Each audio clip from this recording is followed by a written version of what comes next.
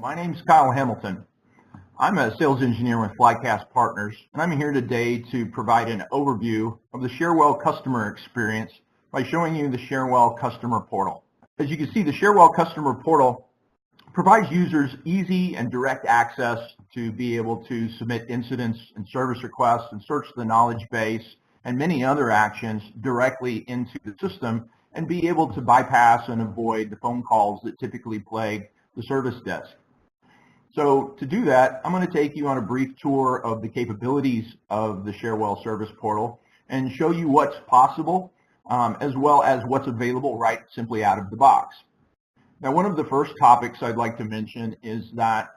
Cherwell provides a very simple and easy way for customers to be able to configure this portal any way they deem fit. It provides a very simple drag and drop interface, and it's important to note that any customizations or configurations you make to this portal do not lock you in. It's not going to create a problem for upgrades, and it provides you the extreme flexibility to make this look just the way you want it and blend it into the current environment the way that it needs to be. As a couple of examples, I'll quickly flip the site to show you up here at the top different views that may be available, and these are out of the box views just to show you maybe an alternate view of the service portal that simply changes the graphics, maybe the look and feel, the color schemes, so you get an idea for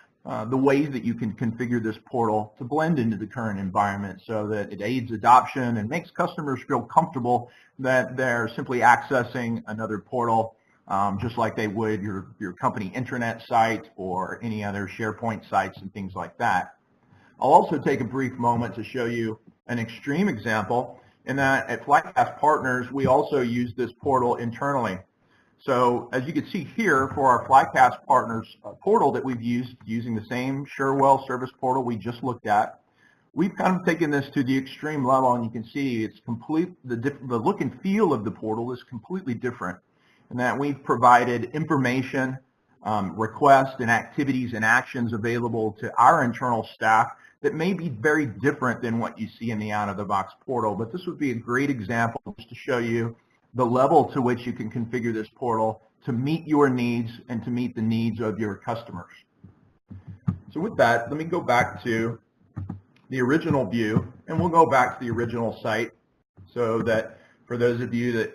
that begin to look at the service portal, this will be your default view that you'll typically start with. And let's go through a couple of the different pieces of functionality that are available to customers through here. Now, one of the first and most important parts of the portal, of course, is the ability for your customers to be able to quickly and easily self-help. And that may come in the form of many different areas. Number one, the ability to find self-help through the assistance of knowledge articles that you've published and created for these users. So as you can see, the customers can simply come to the portal, perform a search, and be presented with a list of matching articles that will perhaps and hopefully assist them and enable them to walk through a series of steps and be able to self-help or resolve the issue on their own and avoid having to pick up the phone and contact the service desk. It's important to note that these articles are curated and published before they're actually available so that you have the opportunity to be able to review these articles for content, make sure they look the way you want them to, as well as provide accurate and up-to-date information so that customers aren't using articles that are perhaps out of date or going to walk them into a situation where it doesn't provide any resolution. It's also important to note that over on the right-hand side, you can see that it allows the user to provide feedback and commentary on these articles so that in your reporting, you can easily use this information, this commentary, this feedback to easily determine which articles need to be created, which articles perhaps need to be updated for the latest content, and perhaps which articles are completely out of date and need to be deleted from the knowledge base. It's also important to note that these knowledge articles can be specific to the self-service portal. So internal technicians, IT staff, managers that are looking at knowledge articles inside of the Cherwell IT portal may see a very different library of articles than what you wish your customers to have access to. So not everybody gets to see the same knowledge base, the same list of articles, but you have the ability to configure that based on which users logged in and which profile they're associated with, so that they see just what they need to see, but not provided with access and information that you don't want them to have. Now, aside from knowledge articles, another good way to help circumvent calls coming into the service desk, of course, is to provide them quick and easy information they could grab to be able to see, their requests and their incidents that they've previously submitted to the service desk. So you can see I can come through here and scroll and see my requests that I currently have in progress or in flight, and be able to review those requests right here within the portal. So for example, if I wanted to look at an equipment request that was previously made, I can pull that up here in the portal, and you see it provides me with some good information related to the details of the request, who it's assigned to, or whether it's been assigned, when it should be completed and responded to based on SLA. And up at the top, you'll see there's some graphical indicators that also show me where this particular request sits within the process. Over on the right-hand side, you can also configure the user to be able to access additional information, such as the details for the request itself, what kind of conference phone and equipment was actually requested. And you'll see this allows them to get into the detailed information. Did they request a projector? Did they request a laptop? So that you can not only present them with the details that they actually populated into the form, but also additional information, including anything like approvals, work actions, and activity that might have been updated in the journal. So you have the ability to add additional tabs to this form so that you can really configure this to provide as much or as little information directly to the customer as you see fit. There's also the ability for users to be able to access incidents that have been submitted. So the break-fix issues that they commonly encounter, outages, errors, or problems they may have with a particular application or perhaps with a particular device. And again, it provides them the ability then to drill down and actually see details. You can see in here they can add screenshots and cut and paste error messages directly into the ticket, provide additional information. And in this case, they're actually able to relate the particular ticket to a particular device that's in their possession or assigned to them. So they know exactly what this ticket is in regards to, as well as which of their devices this ticket has been submitted for. Again, all in an effort to be able to allow the user to use the Cherwell portal to be able to get all the information in terms of status and updates that they might need, rather than having to pick up the phone and contact a support analyst or an IT staff member directly. Now, one of the other great features of the Cherwell portal is the ability to present the user with a service catalog.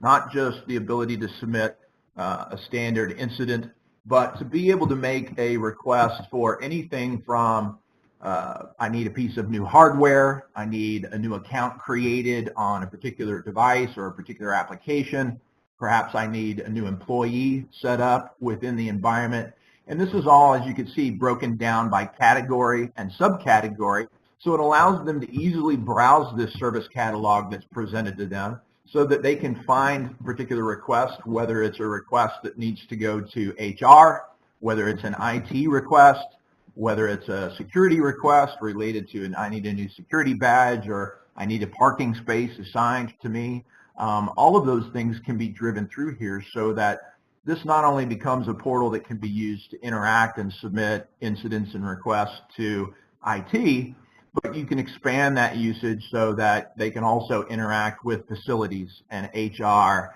and other groups within the environment. Now, it's important to note that within the service catalog, for example, as a new employee setup, that it provides you with the ability to configure specific forms, so that we're not requesting information in a generic fashion where they have one form to fill out for all types of requests, but enables you to create prompts and capture information that are going to be unique to that type of request. Who is it that we're hiring? Which group are they being hired into? Are they full-time? Are they part-time? Are they perhaps a contractor that's going to be on site for a short period? All with the ability then to attach and associate specific workflow and process to those selections, so that perhaps full-time employees have certain configurations, certain setups that need to take place, maybe as a security badge, for example. Whereas a contractor might not require that certain security badge, they might not need a parking space assigned, etc. So users can simply come through here and fill out all of the details that you prompt them for, and upon doing so, be able to submit a request into the service desk and make sure that you captured all of the relevant information and details that are going to be necessary to allow you to automate this process from this point, including being able to prompt them with things like what type of computer, what type of mobile device, what type of application access they may need. And you'll see this allows them to